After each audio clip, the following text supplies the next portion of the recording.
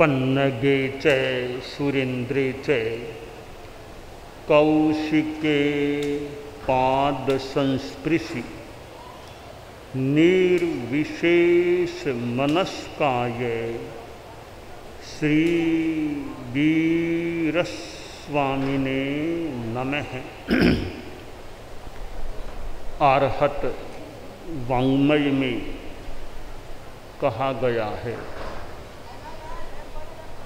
को हो पीइंग पणा से मानो विनय नाशनु माया मित्तानि नाशे लोभो शब्द विनाशन आश्रय। कसाय मुक्ति ही किल मुक्ति रेवे। एक यह संस्कृत के श्लोक का चौथा चरण है। मुक्ति मोक्ष कब मिलेगा? मोक्ष का सक्षम आधार कसाय मुक्ति है। क्षीण मोह रूप कसाय मुक्ति।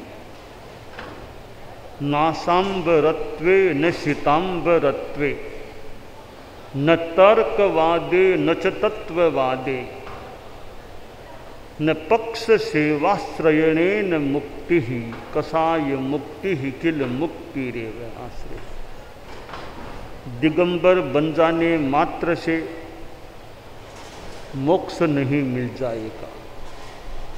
श्वेतांबर बन जाने मात्र से भी मोक्ष नहीं मिल जाएगा। तर्कवाद में चले जाओ, तत्ववाद में चले जाओ,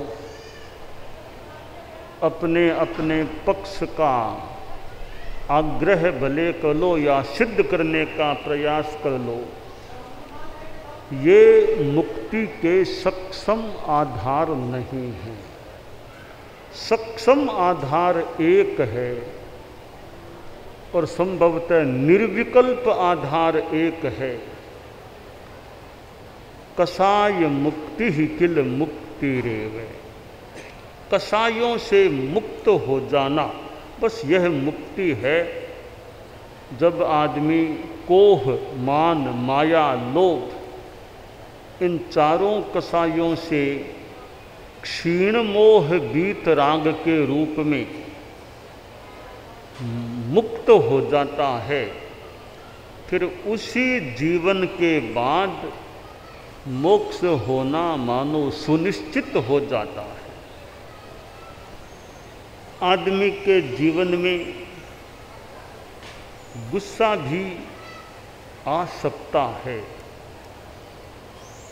यह गुस्सा शत्रु भी है। कोपः शत्रुर मनुष्याणाम शतुत्याज्यः सदैव ही। गुस्सा मनुष्यों का शत्रु होता है, सदैव उसको परित्यक्त रखना चाहिए। आज हमारा डीसा में आना हुआ है और अक्षय तृतीया समारोह के संदर्भ में आना हुआ है। अक्षय तृतीया का समारोह भगवान ऋषभ से भी जुड़ा हुआ है। भगवान ऋषभ ने कैसे क्षीण मोह बीतरागता को प्राप्त किया था। क्षीण मोह बन गए, फिर उस जीवन के बाद वे मोक्ष को भी प्राप्त हो गए। तो ये गुस्सा एक कसाय का एक अंग है। कोह, गुस्सा, जो कि हमारा शत्रु भी होता है। आदमी को आवेश आ जाता है और आवेश हमारे व्यवहार को भी दूषित करने वाला बन जाता है। एक आदमी शांति से बात करता है, चेहरे पर भी शांति, वाणी में भी शांति। शांति से बात करना यूं अच्छा लगता है। तीर्थंकर कभी गुस्सा नहीं करते। श्रीमद् जयाचार्य ने 24वीं में भगवान वासुपूज्य की स्तुति में फरमाया है या गीत में है, इंद्र थकी अधिका ओपे करुणागर कदेय नहीं कोपे वर साकर दूध जिसी वाणी प्रभु वासुपूज्य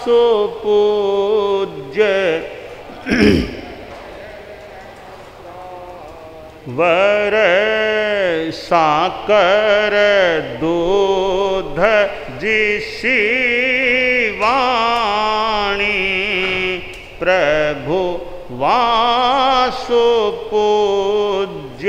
भजल प्राणी।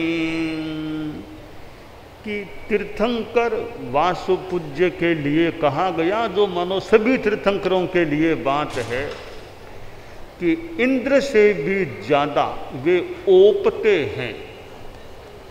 64 इंद्र बताए गए हैं, देवगति में 64 इंद्र, और भले उच्च कोटि के इंद्र हैं, भवनपति में भी इंद्र हैं, व्यंतर में भी है, ज्योतिष्क में भी है, वैमानिक में भी है। भवनपति में 20 इंद्र और व्यंतर में 32, ज्योतिष्क में 2 और वैमानिक 12 देवलोकों में 10 इंद्र। यों कुल 64 इंद्र होते हैं। इंद्र तो कितने ओपते होंगे, परंतु जयाचार्य प्रवर ने कहा है, इंद्र थकी अधिका ओपे, कि आप तीर्थंकर तो इंद्र से भी ज़्यादा ओपते हैं। अब ओपने की बात साथ में कहा करुणागर, वो करुणा के आकर हैं, करुणा करने वाले हैं। कदेय नहीं कोपे, वे कभी कुपित नहीं होते, गुस्सा नहीं करते। तीर्थंकर प्रभु को कोई 100 गालियाँ भी दे दे, तीर्थंकर गुस्सा नहीं करते। कोई कुछ भी कर ले, कुछ भी कह दे, तीर्थंकर कभी गुस्सा नहीं करते। तो आदमी ओपता कब है? ओपने की अनेक बातें हो सकती है। आदमी शांति में रहता है तो थोड़ा ओपता है, अच्छा लगता है। जब गुस्से में आ जाता है तब उसकी आकृति भी असुहावनी हो सकती है। एक आदमी शांति में रहता है, कोई बात करनी है शांति से करता है। तो ओपने का एक कारण शांति का भाव हो सकता है। तो गुस्सा नहीं आए और शांति रहे।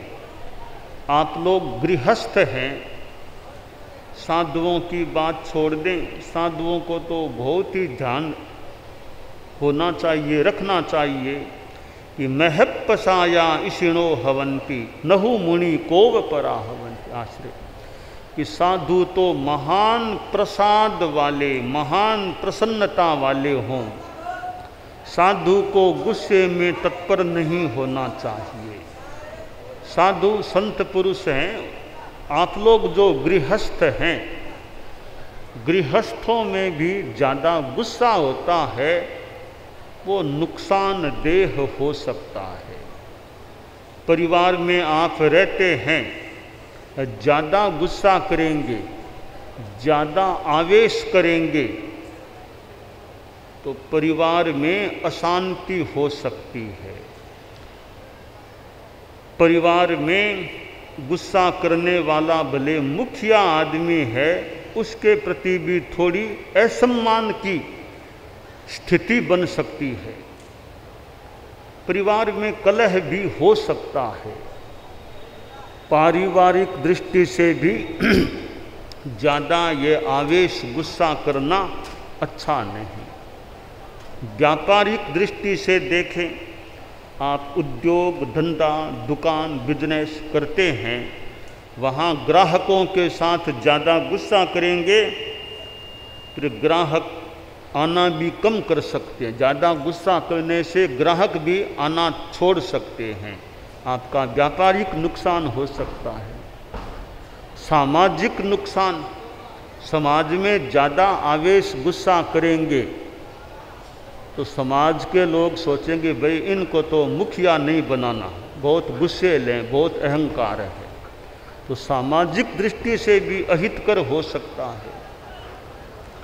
और आत्मा की दृष्टि से देखें तो गुस्सा त्याज्य है, गुस्सा आत्मा के लिए अहितकर।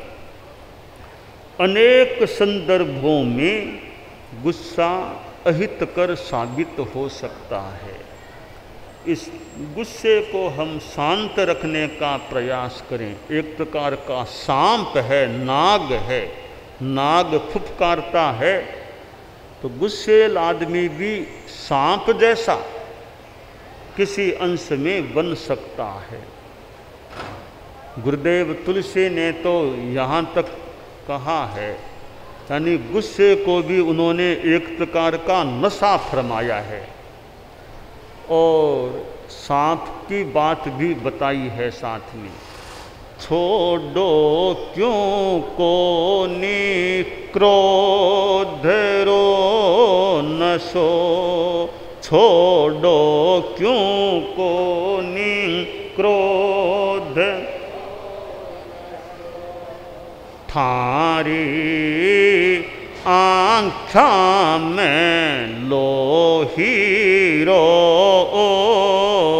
फाण, छोड़ो क्यों को नी क्रोध रो नशो, थारे अक बक बकनरी पड़गी, बाण दूजाने काले नाग ज्यों डसो।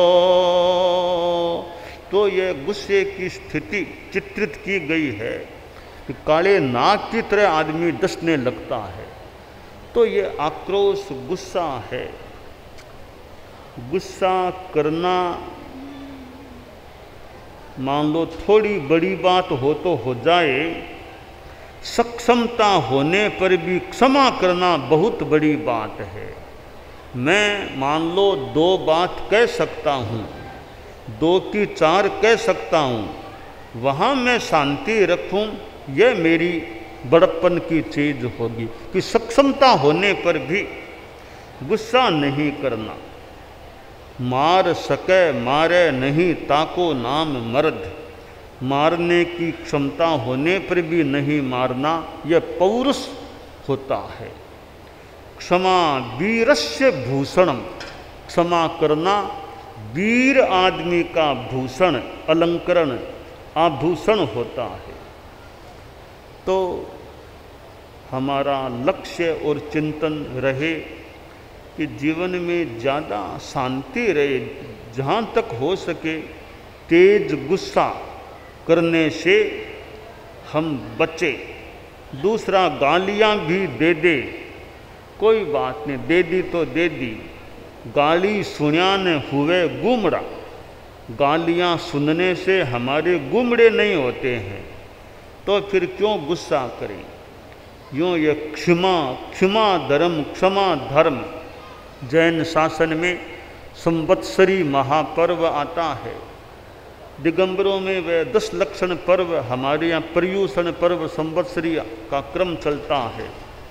तो यह संवत्सरी एक क्षमा का पर्व होता है। फिर खमत खामना का दिन आता है। तो यह क्षमा की बात जो जैन शासन में है, फॉरगिवनेस, फॉरगिवनेस, क्षमा कर दो, दूसरे ने कुछ कर दिया हम क्षमा कर दें, माफ़ कर दें। मिट्टी में सब भूवेशु वेरम मज्जन के नहीं, सबके साथ मेरी मैत्री है, किसी के साथ मेरा बैर नहीं, खामे में सब जीवे सब्बे जीवा खमंतु में। सब जीवों को मैं खमाता हूँ और सब जीव मुझे क्षमा करें। आज ये अक्षय तृतीया का पूर्ववर्ती दिन है। कितने तपस्वी लोग, वर्षी तप करने वाले चारित्रात्माओं में भी होते हैं, गृहस्थों में भी कितने वर्षी तप करने वाले, और वर्षी तप भी एकदम अखंड हो जाए, एकदम अखंड कि लगातार 2 दिन कभी खाना ही नहीं पड़ा, न बीमारी और न दवाई लेनी पड़ी, उपवास के दिन एकदम अखंड हो जाए। कभी कभी बीच में कोई उपवास छूट गया, 2 छूट गए, 4, फिर उसका बेला कुछ करके मानो पूर्ति करना, वो ठीक है। वो तो मानो थोड़ा कपड़ा फट गया और सिलाई कर ली, उस तरह का सा शायद होगा। कपड़ा फटे ही नहीं, एकदम अखंड कपड़ा है, वो शायद और भी विशेष वर्षी तप है, बिल्कुल भी कहीं खंडित नहीं हुआ, कहीं सिलाई करने की अपेक्षा ही नहीं पड़ी। तो वर्षी तप करने वाले तपस्वी लोग वे भी कई पहुँचते हैं, कहाँ कहाँ से भी आते हैं, और अनेक जगहों पर वर्षी तप के पालने का क्रम हो सकता है।